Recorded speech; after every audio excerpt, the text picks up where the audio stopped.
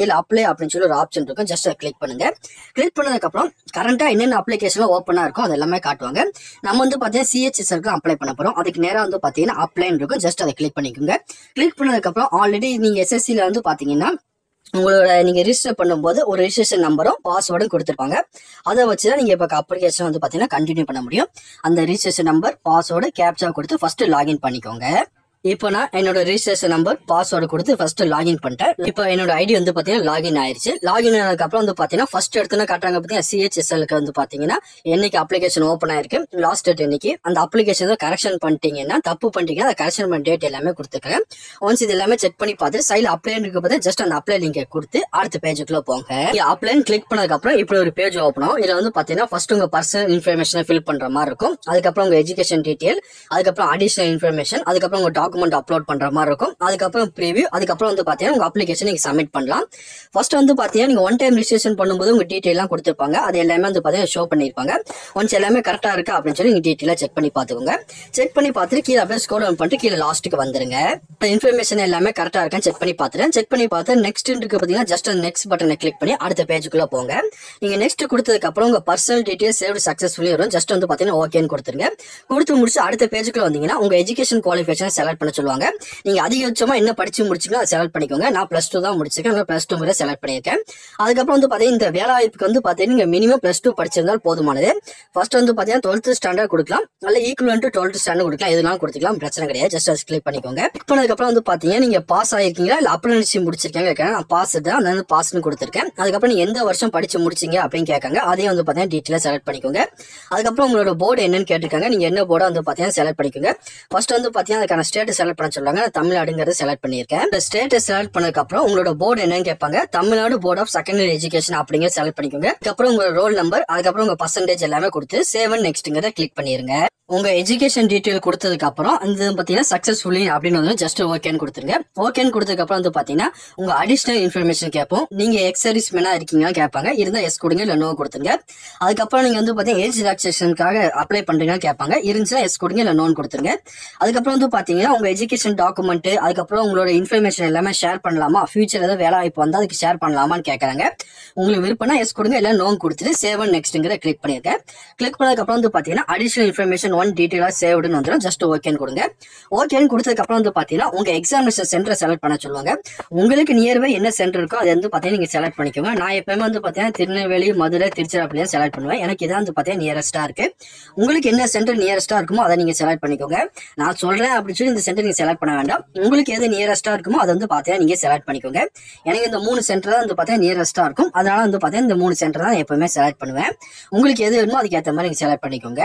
அதுக்கப்புறம் வந்து பாத்தீங்கன்னா கம்ப்யூட்டர் பேஸ் எக்ஸாமினேஷன் உங்களுக்கு என்ன லாங்குவேஜ் வேணும்னு கேட்டுக்காங்க. இங்கிலீஷ், ஹிந்தி, அசாம், பெங்காலின்னு சொல்லி நிறைய விதமான லாங்குவேஜ்ல இருக்கு. உங்களுக்கு எந்த லாங்குவேஜ் ப்ரிஃபரன்ஸா இருக்குமோ அதை நீங்க செலக்ட் பண்ணிக்கோங்க. நான் தமிழ்ங்கிற செலக்ட் பண்ணிருக்கேன். அப்புறம் உங்க கம்ப்யூட்டர் பேஸ் எக்ஸாம் செலக்ட் பண்ண லாங்குவேஜை வெரிஃபை பண்ண வச்சிருவாங்க. திருப்பி வந்து பாத்தீங்கன்னா தமிழ் கொடுத்துருங்க. அதுக்கப்புறம் வந்து பாத்தீங்கன்னா டைப்பிங் டெஸ்ட் வந்து பாத்தீங்கன்னா இங்கிலீஷா ஹிந்தியான்னு கேட்பாங்க. உங்களுக்கு எந்த லாங்குவேஜ் ப்ரிஃபரன்ஸ் இருக்கோ அதை நீங்க செலக்ட் பண்ணிக்கோங்க.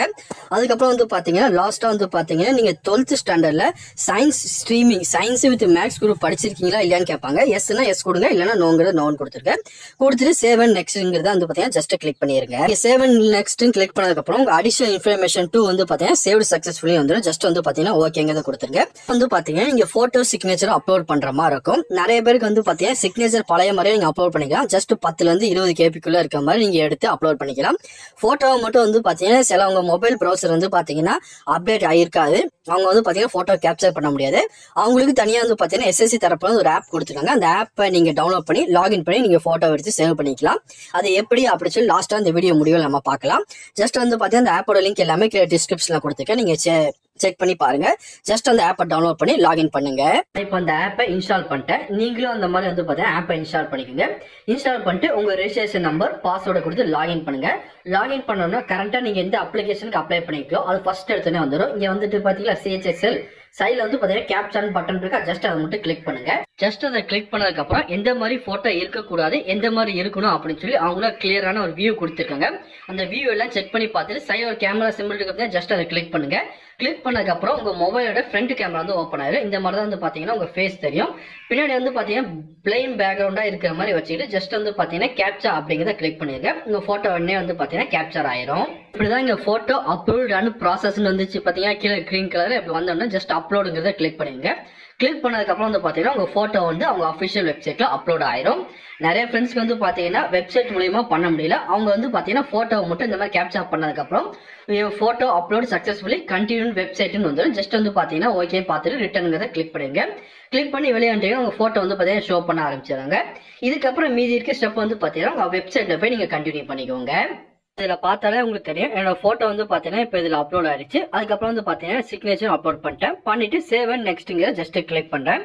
கிளிக் பண்ணதுக்கு அப்புறம் வந்து பாத்தீங்கன்னா போட்டோ சிக்னேச்சர் சேவ்டு சக்சஸ்ஃபுல்லி வந்து ஜஸ்ட் ஓகேன்னு கொடுத்துருங்க. கொடுத்ததுக்கு அப்புறம் வந்து பாத்தீங்கன்னா உங்க ப்ரீவியூ ஸ்டெப்புகள் வரும். உங்க டீடைல் எல்லாமே உங்களுக்கு கரெக்டா இருக்கா அப்படின்னு சொல்லி நீங்க செக் பண்ணி பாத்துக்கோங்க.